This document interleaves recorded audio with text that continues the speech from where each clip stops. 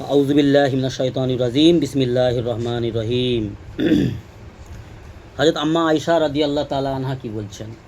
হযরত আম্মা আয়েশা রাদিয়াল্লাহু তাআলা আনহা বর্ণনা করেন, রাসূল পাক সাল্লাল্লাহু আলাইহি ওয়াসাল্লাম ইরশাদ করিয়াছেন, যে ব্যক্তি এই কন্যা সন্তানদের কোনো বিয়ের জিম্মেদারি গ্রহণ করিল। বুখারী শরীফের হাদিস। শোনো, রসুল আম্মা আয়েশা রাদিয়াল্লাহু তাআলা আনহা বর্ণনা করছেন, রাসূল পাক সাল্লাল্লাহু আলাইহি সাল্লাম বলিয়াছেন, যে ব্যক্তি কন্যা সন্তানদের কোনো বিষয়ের জিম্মেদারি গ্রহণ করিল। যে ব্যক্তি, যে পুরুষ কন্যা সন্তানদের, কন্যা সন্তানদের কোনো বিষয়ের জিম্মেদারি গ্রহণ করিল এবং তাহাদের সহিত ভালো ব্যবহার করিল। কন্যা, নিজের মেয়ে, কন্যা সন্তানদের সমস্ত বিষয়ে জিম্মেদারি গ্রহণ করিবে যে ব্যক্তি, আর তাহাদের সহিত ভালো আচরণ ব্যবহার করিবে, তবে এই কন্যাগণ তাহার জন্য দোজখের আগুন হইতে রক্ষা পাওয়ার ওসিলা হইয়া যাইবে। কন্যা সন্তানকে আল্লাহর নবী সাল্লাল্লাহু আলাইহি ওয়াসাল্লাম কত সম্মান দিয়েছে। আর আজকের দিনে অমুসলমান সমাজে হোক, মুসলমান সমাজে হোক, কন্যাকে লাঞ্ছিত করে, কন্যাকে ঘৃণা করে, মেয়েদেরকে মেয়ে হওয়া যেন মহাপাপ মনে হয়। কিন্তু কন্যা সন্তান, মেয়ে সন্তান আল্লাহ পাকের রহমত।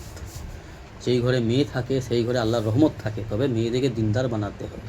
মেয়েদেরকে মোবাইল দিয়ে বেহায়া উলঙ্গ নাচ শিখালে হবে না। তাদেরকে গার্ড রাখতে হবে, তাদেরকে দ্বীন ইসলামের শিক্ষা দিতে হবে। তাদেরকে পর্দা আদবের সঙ্গে রাখা শেখাতে হবে। যার কারণ তাতে করে কি, আমাদেরকে গার্জিয়ানকে আগে ভালো হতে হবে। যদি মা যদি ভালো না হয়, মা যদি চড়ুয়া হয়, মা যদি বেপর্দা হয়, মা যদি চুগলখড়ি গীবতকারী হয়, তাহলে সেই বাড়ির মেয়ে ভালো হওয়ার সম্ভাবনা কম থাকে। মাকে ভালো হতে হবে। যদি মা ভালো হয়, সন্তান ভালো হয়, ছেলে মেয়ে ভালো হয়।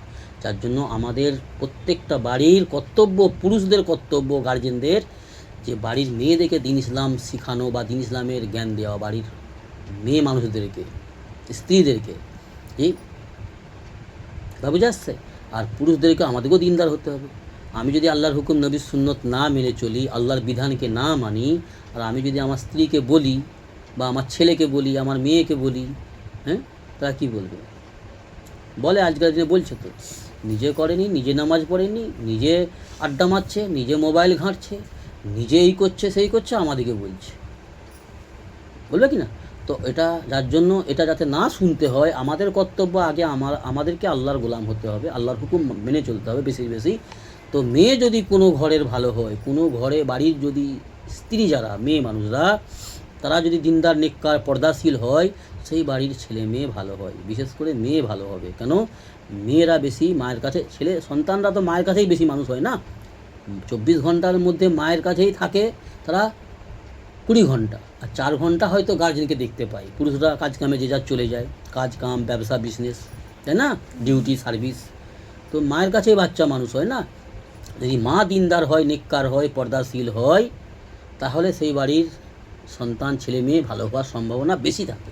তো ওই জন্য কন্যা সন্তানকে আল্লাহ নবী সাল্লাল্লাহু আলাইহি ওয়াসাল্লাম কত উচ্চ সম্মান দিয়েছে। কন্যা সন্তান আল্লাহর খাস নিয়ামত। আমার নবী সাল্লাল্লাহু আলাইহি ওয়াসাল্লামের 4টে বেটি ছিল, 4টে মেয়ে। ছেলে দিয়েছিল, কিন্তু ছেলেদেরকে আগেই জওয়ান হওয়ার আগে সাবাল তুলে নিয়েছে আল্লাহ।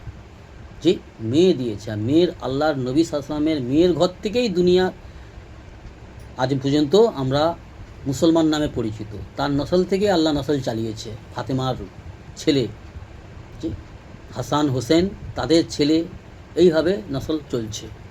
কথা বুঝে আসছে? তাদের নসলে কে আছে দুনিয়াতে, পৃথিবীতে, সে আল্লাহই ভালো জানে। কিন্তু এখন সব দাবি করে অনেকে। দাবি করা আর কাজে বাস্তবায়ন করা অনেক পার্থক্য আছে, তাই না?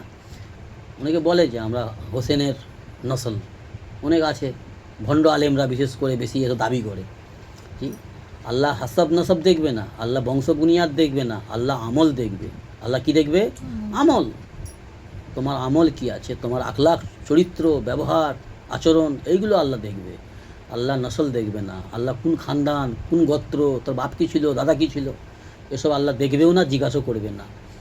আমল দেখবে, জি, আখলাক দেখবে, কলব, অন্তরের পরিস্থিতি দেখবে, অন্তরের কার মহব্বত বেশি, অন্তরের অন্তঃস্থল থেকে কাকে ভালোবাসি এবং কার আমরা জিকির করি, কাকে অন্তরে বসিয়েছি রব বলে, রাহাবার বলে। রব হচ্ছে আমার আল্লাহ, আর রাহাবার হচ্ছে আমার মুহাম্মাদুর রাসূলুল্লাহ সাল্লাল্লাহু আলাইহি সাল্লাম।